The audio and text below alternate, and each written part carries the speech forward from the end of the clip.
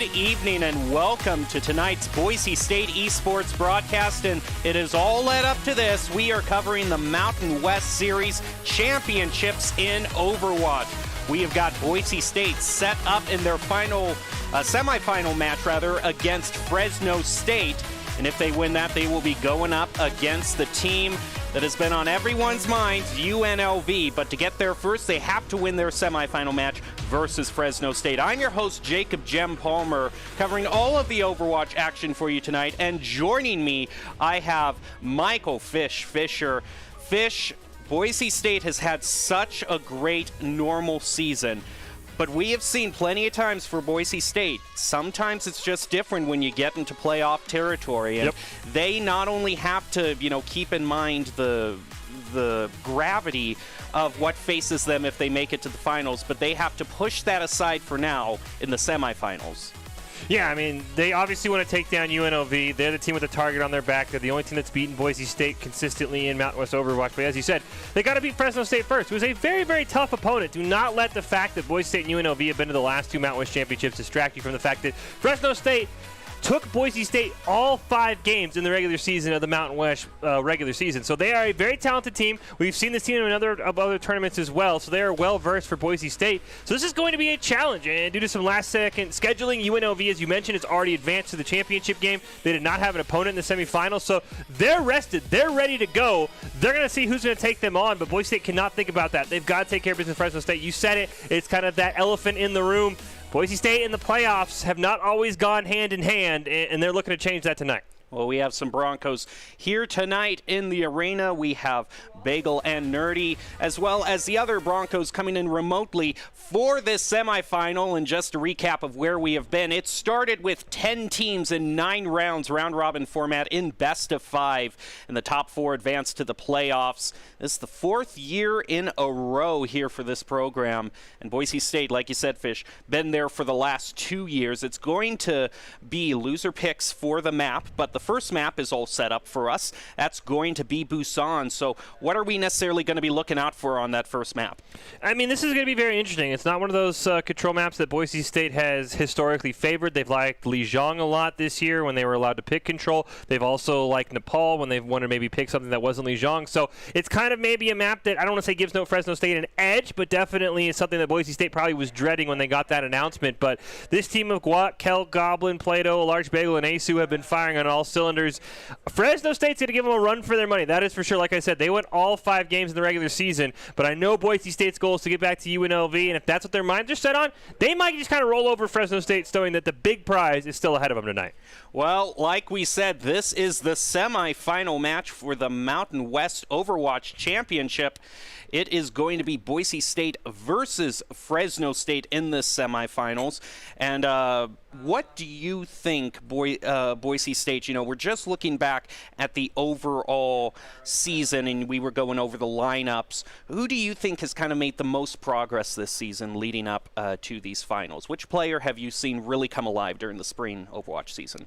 I think it really has to have been Plato, because we know how talented Goblin could be, and he's made a name for himself on his very, extravagant choices of heroes. He's been a lot on that Reaper, but I think Plato's kind of been, so like I always say, the yin to the yang of we know what Goblin wants to do. He wants to flank, he wants to get that crazy 5K, absolutely pop off, and Plato has just kind of been this solid backup DPS player. He's now coming to his own. He's nabbed quite a few ICCU player of the games, and I really think Plato has come in to be, if everyone's watching Goblin, Plato's going to absolutely pop off, which is the same story that we'll get to about UNLV when we get to the championship game, but I think Boise State has really found a way for their 2 DPS to complement each other. The rest of the lineup is incredibly solid from the tanks and the supports, and I think it's Plato who's kind of pushed this team over the edge and allowed them to accomplish everything they've already done this semester.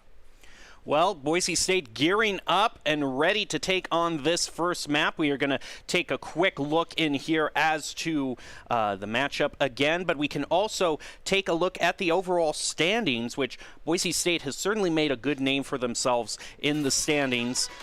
Right now, you can see why UNLV is such a looming threat, but Boise State not far behind, 6-1. The only ones to match them are Fresno State with 6-2. So 2 very evenly matched teams.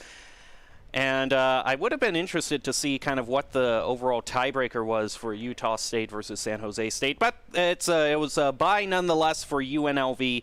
So now we move on to tonight's current matchup, which is going to be Boise State versus Fresno State to see who goes on to take on the Bandits. Once again, that is Boise State versus Fresno State in the Mountain West Esports Series Grand Championship for Overwatch.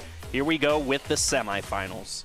Yeah, I'll be really curious to see how Game 1 starts out on Busan. Who sets the tone first? Who maybe wants to try and get an early pick? I'll be curious to see what the team comps are going to be. I will say the one thing that has been nice is that sometimes in games like League of Legends this year, we've had championships where in the middle of it, after like the first, second round, just a giant patch is hit. And, unlike the pro scene, we don't have the ability to play on a tournament realm, so we're stuck. Hey, this huge patch hit. It kind of changed what Boise State wanted to do. It changed what the other team wanted to do. Luckily for Overwatch, we haven't had that crazy patch. It kind of came out in the middle of the Mountain West season. I think a lot of teams have adapted to the majority of those changes, mainly on the Baptiste, and of course we always like to joke about the Diva changes as well, though I think these teams are high enough skilled that I don't think anyone's going to be knocked over by a Diva remix. So that is the one nice thing that I really am going to like, is that these teams have been playing on this patch for a while. They've been working on this patch. There's no last second changes where it's like, oh, there's a big patch today, good luck, hopefully you guys practice for this big championship. So I do like that we're getting that on a consistent level here in the Mountain West. Well, our team's certainly well-versed in the meta, like you said, but one thing they also need to be well-versed in are Doc's keys to the game that we go over with every single match. And the keys to the game are never take a fair fight, and that means to take fights in unexpected places when they are unprepared. And, of course, remember, tempo, tempo, tempo. Those are Doc's keys to the game, brought to you by Count Identity Trust Global Network, delivering real-time fraud protection, account protection, and enables personalized customer experiences for more than 9,000 leading brands and payment providers. Quick and accurate identity trust decisions deliver safe payment, account creation, and login events while reducing digital fraud, chargebacks, false positives, and manual reviews. Count.com, KOUNT.com. Yeah, and whenever Goblin's in the game, I would assume we'll see the full Boise State blue squad. Of course, Boise State has, I think, 12, 13 very talented players in the blue and the orange squad that they've been able to mix and match throughout this season. So we might see an appearance from maybe someone from the orange team. It's hard to say. Maybe if someone's, having a bad game, Boise State does have that luxury of saying, hey, let's give you a game off, bring somebody else in. So that'll be my first kind of initial look is it the full Boise State blue team? Is it maybe kind of like the orange squad, like I like to call it, where it's sort of a combo? And the other thing I really want to watch out for in this Mountain West Series, as you mentioned at the start, that loser picks, is where we go on Escort, because we're required to play Escort, even if it's a 3-0. Boise State has loved Watchpoint Gibraltar. They have absolutely suffocated teams on Watchpoint Gibraltar. If they lose Hybrid, that's going to be their pick. I'll be curious, one, how much scouting Fresno State has done, and two, if Fresno State loses on Hybrid, what map they're going to pick. Are they going to try to avoid Watchpoint Gibraltar? We've seen a couple other teams in the Mountain West pick Watchpoint Gibraltar. It's kind of like that, almost like the opposite of Kings Row, where teams don't play it a lot, so you can kind of catch them off guard. So I think I'm going to be really curious where we go on Escort. I would assume Hybrid's going to be Kings Row if Boise State wins and Fresno State has to pick. I would assume Assault's going to be Temple of Anubis. That's almost been a 100% pick rate, regardless of who's picking. So that Escort map right in the middle of this series is going to be a very, very interesting one to watch. Well, that is Boise State's strong suit, is that they like to practice on these maps, which aren't necessarily meta picks. It's, a lot of people just say, oh, we're just going to insta-pick, Temple of Anubis for Assault.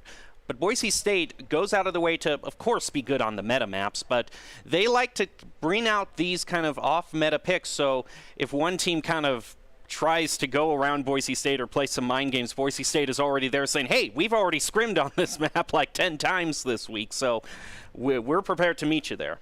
Yeah, and if I remember correctly, like I said, this went 5 games in their first series.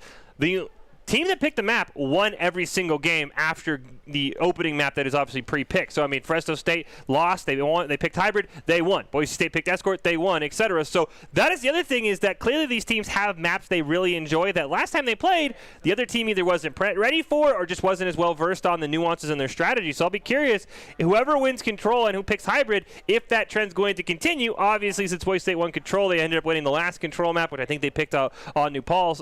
So I'm going to be very curious. That's the other trend I want to watch for, is if the team that loses maybe wins on Hybrid, that's going to also put them in for a very long series. And with UNLV getting that bye, the longer and longer this series goes, I think the happier and happier UNLV is. Because if you play a 5-game series, you're looking at an hour and a half minimum for these.